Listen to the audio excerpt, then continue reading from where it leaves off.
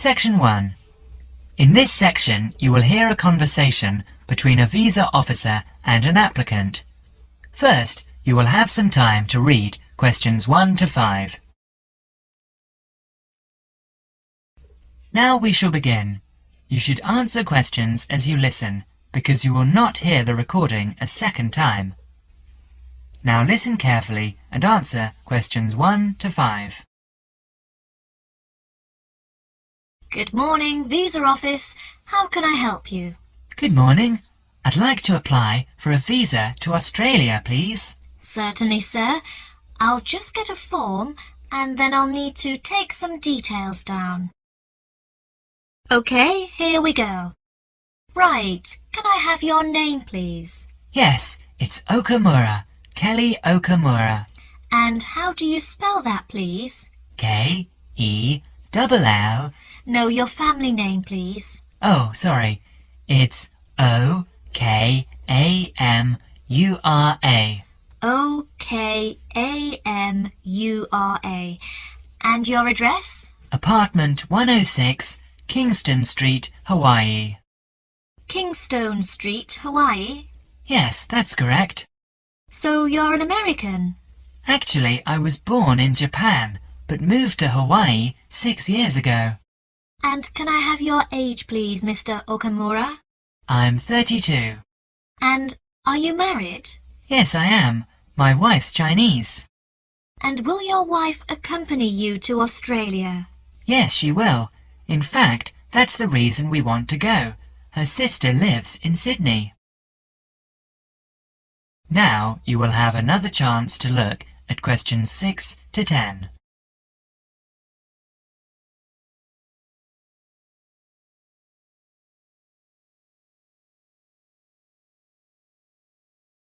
As the conversation continues, answer questions 6 to 10. Do you have any relatives living in Australia? I used to have an uncle, but he died several years ago. Now there's only my sister-in-law and my wife's cousin. So the purpose of your trip is to visit your wife's relatives, am I correct? Well, not exactly. Mainly because I have my own trading company and I will be looking for business opportunities. Although I do want to do some travelling as well. You know, see some of the sights, that sort of thing. Although I don't intend to work in Australia. And your wife, what will she be doing? She'll be studying English. She wants a student visa. And how long do you plan to stay? About 1 year, I guess. Well, I'm afraid a standard tourist visa is only valid for 30 days. Although in your case, we can issue you with a business visa. Business visas last for 6 months, but you will be able to renew it. We can give your wife a 12-month visa, though. 6 months is okay. So what do I need to do now? Come along to the office any time during weekdays, but it must be office hours. We close at 5:30. And bring along 2 passport-size photos, and your passport, of course. Your wife will also need 2 photos. So that's 4 passport-size photos in total. Okay. Thank you for your help. Bye. Bye. That is the end of section 1. You will have half a minute to check your answers.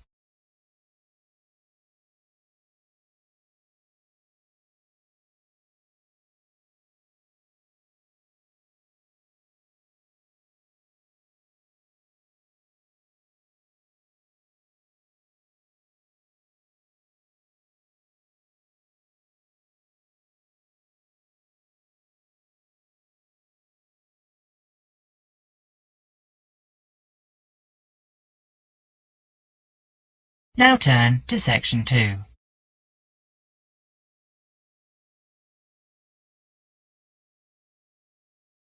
Section 2. You will hear an informative talk given by Michael on how to keep out burglars and keep your home safe. Before you listen, you have a chance to read questions 11 to 20.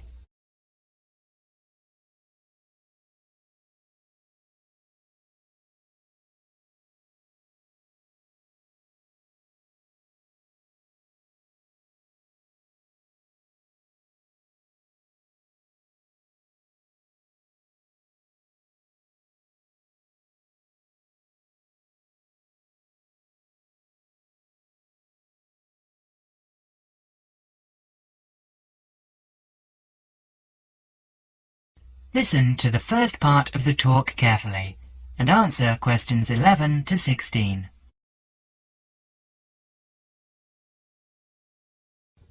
Keep them out. There's no fail-proof way to keep out a burglar, but every little bit of deterrence helps. Even if you can't afford a security system, you can take a few minutes to make your home a little safer.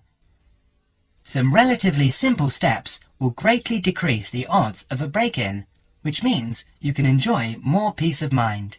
And isn't that what home is all about? Think like a burglar. If you were one, how would you get into your home? Evaluate your home from the inside and out, day and night. You might even try a mock break-in, trying window jambs and locks on the house's perimeter. To keep out a burglar, the first thing to do is to secure the windows. Though windows are relatively easy to break, the loud noise of shattering glass will deter a thief if you're near other houses. Don't leave your windows open during the night, whether you're at home or away. That's a common sense precaution, but a surprising number of people forget to do just that. Use a pick-proof locking device for your windows. Make sure the frames are solid. If you're beyond the earshot of your neighbours, they won't hear the glass breaking. Consider installing a plexiglass sheet for the more accessible windows. This will make entry through them more difficult. Your doors should also be secured. If you don't have a peephole, install one in the front door. If you have one, make sure that you and your family are in the habit of using it. Don't open the door to anyone you don't know, especially at night. If the peephole is out of the reach of your children, keep a stepladder or stepping box by the door for them to use. If there's any glass within 2 feet of your front door lock, consider a locking device that would be out of reach if that glass is broken. Now, a few tips on how to protect your valuables. Don't leave your valuables, stereo, computer, jewellery, etc., where they can be seen from the window. If you don't want to hide everything from sight, consider blinds. Make a valuables inventory. Keep a record of your expensive and personally significant items. Not just a listing, but a photographic or videotape record if possible. Store this inventory at another location. This is helpful for both the police and the insurance agency to identify the stolen goods. Use an engraving pen to mark these items with some kind of personal identifying information, such as your initials, in an inconspicuous place. This also helps record your possessions in case of any other mishap, such as fire or flood. Now, you will have another chance to look at questions 17 to 20.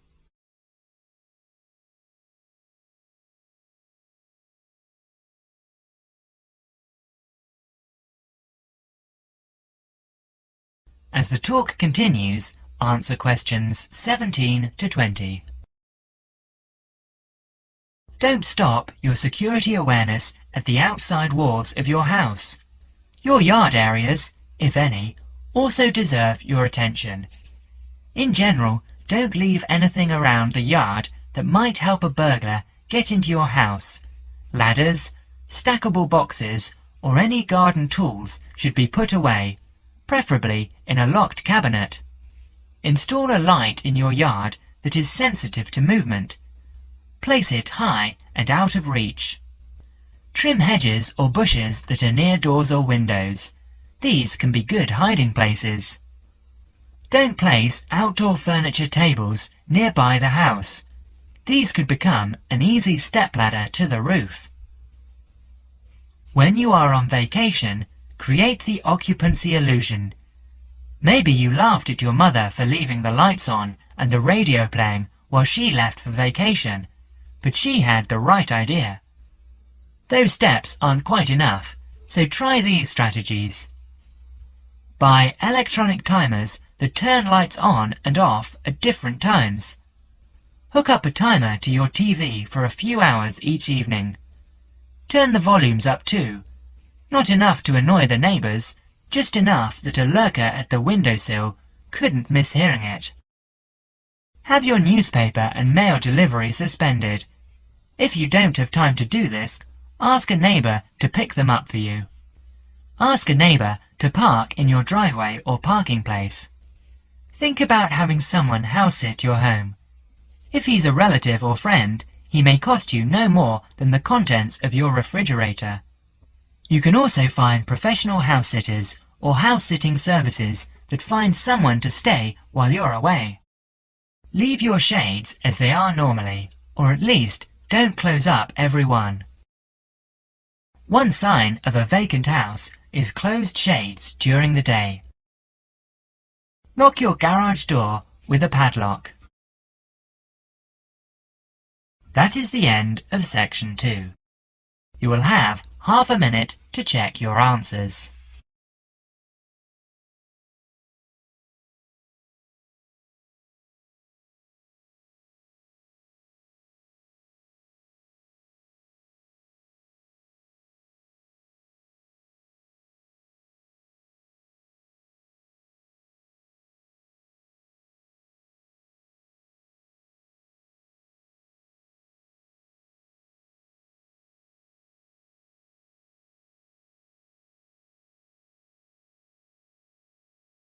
Now turn to section 3.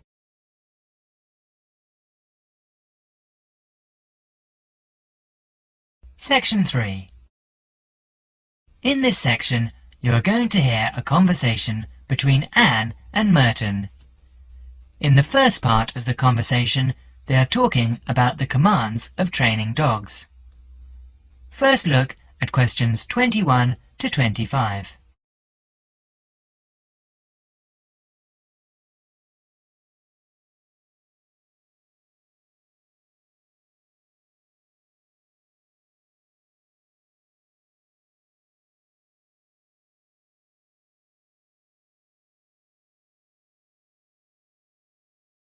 Now listen carefully and answer questions 21 to 25.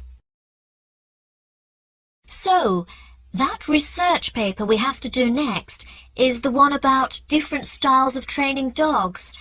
How do you think you'll approach writing it? You know, I've been thinking about it, and I feel that the best way to write it is to divide the paper into 2 main parts. In the first part, would be analysing some examples of each style of training dogs. Right. First, what the styles are. After that, we can talk about how each style can be used so that the dogs learn something different from each one. Indeed. Maybe we could draw a chart and compare examples of each style of training, one at a time. So, the different kinds of training would be simple obedience training. There you would have things like teaching them to sit or stay in one place, and so on. Right. So included here would be simple audio commands, like speak. Yes, basic commands are just spoken words, aren't they? And then there would be the more guard-oriented training, where the dogs are trained to know a specific place well. Patrolling and barking are probably the best examples, because most people have seen them in many places, especially in homes. And this would lead us to the attack dog training, which is physical as well as spoken. Training the dog to knock someone down, and even bite if they have to. Right. So there's another category as well. Sniffing dogs, which make up the searching category. I've read that in the UK, every major airport or government building has these dogs to search for all kinds of dangerous items. In the second part of the conversation, Anne and Merton talk about all kinds of training and what kind of dog they are suitable for. You will have another chance to look at questions 26 to 30.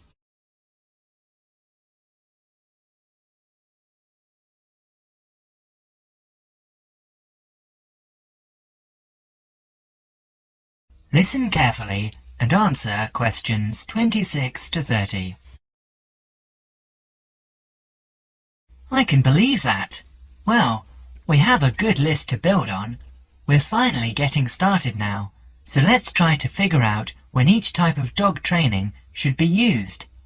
I guess we can start by trying to figure out the best situation for each type of dog training. What do you mean? What I mean is whether each type of training should be used with different kinds of dogs. We could use basic obedience training, for example, and ask whether it's more useful for a small dog, a medium-sized dog, and so on. In this case, I'd say obedience training is best with small dogs because they tend to get excited easily, and this will help keep them out of trouble. Okay, that makes sense. Then, let's look at physical training.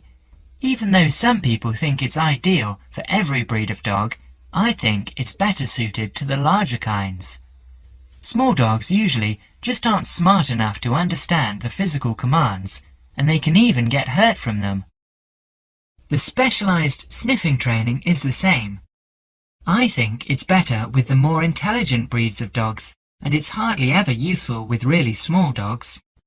Attack training, however, can be useful for every kind of large dog, as long as the dog is treated well and given a lot of attention and care. All right. And what about guard training? Barking is an ideal way for small dogs to guard a home. I know they aren't big enough to stop a person, but making some noise is often all a dog needs to do. Other kinds of guard training, like biting, though, are different. I'd always plan to teach that to a smart dog, giving them a chance to use their brains and defend their homes. I'd have to agree. Trainers often just teach large dogs to bark at a person when they think something isn't right. But if the dogs know how to use physical skills in a bad situation, they could save their owner's life someday. Yes. I suppose that different people would have different needs for their pets. Right, and different trainers would recommend different methods for different breeds. That is the end of section 3. You will now have half a minute to check your answers.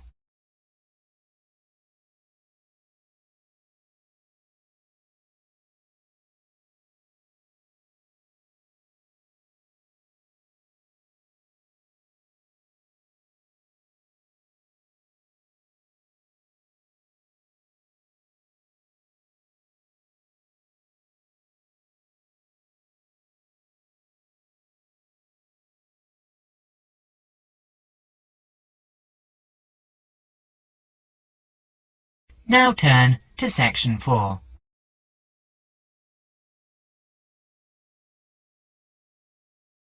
Section 4.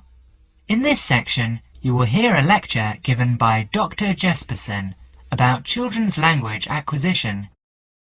As you listen to the talk, answer questions 31 to 40.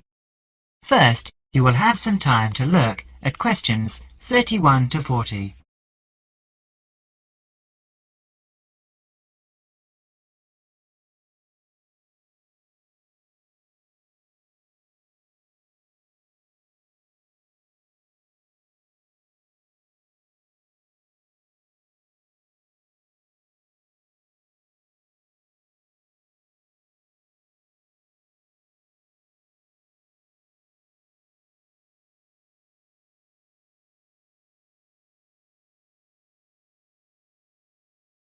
Now listen carefully and answer questions 31 to 40. Today, in our series of lectures on human language, we are going to be looking at the way in which children acquire language. The study of how people learn to speak has proved to be one of the most fascinating, important and complex branches of language study. So let's look at these 3 features in turn. Firstly, why is it fascinating?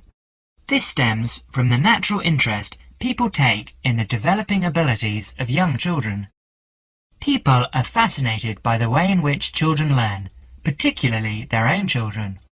Secondly, it is important to study how we acquire our first language, because the study of child language can lead us to a greater understanding of language as a whole. The third point is that it's a complex study and this is because of the enormous difficulties that are encountered by researchers as soon as they attempt to explain language development, especially in the very young child. In today's lecture, we will cover a number of topics. We will start by talking about research methods. There are a number of ways that researchers have investigated children's language, and these include the use of diaries, recordings, and tests, and we'll be looking at how researchers make use of these various methods. We will then go on to examine the language learning process, starting with the development of speech in young infants during the first year of life. This is the time associated with the emergence of the skills of speech perception, in other words, an emergence of the child's awareness of his or her own ability to speak. We will continue with our examination of the language learning process, this time by looking at language learning in the older child, that is, in children under 5. As they mature, it is possible to begin analysis in conventional linguistic terms, and so, in our analysis, we will look at phonological, grammatical, and semantic development in preschool children.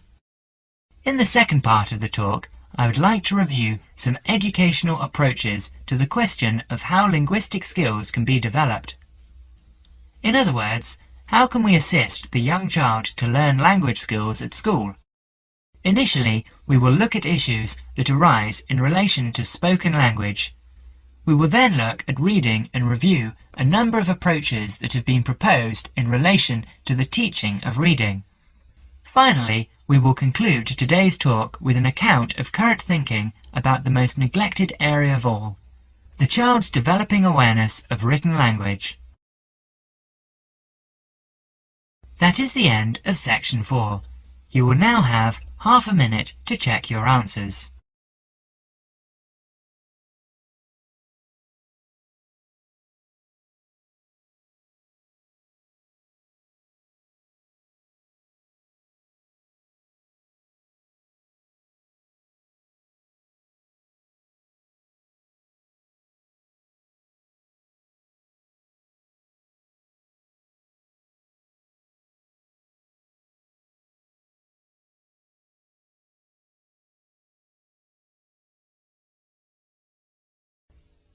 That is the end of listening practice test. At the end of the real test, you will have 10 minutes to transfer your answers to the listening answer sheet.